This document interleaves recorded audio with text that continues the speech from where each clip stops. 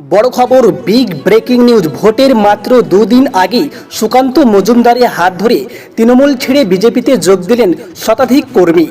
শুক্রবার বালুরঘাট লোকসভায় ভোট, তার দুদিন আগেও তৃণমূল ছেড়ে বিজেপিতে যোগ দেওয়ায় হিড়িক চলছে। বুধবার তৃণমূল দল ছেড়ে বিজেপিতে যোগদান করল প্রায় শতাধিক পরিবার।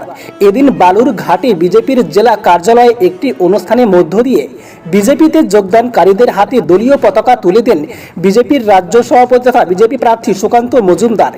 এছাড়াও যোগদান কর্মসূচিতে উপস্থিত ছিলেন বিজেপির জেলা সাধারণ সম্পাদক বাপি সরকার সহ অন্যান্য বিজেপি নেতৃত্ব।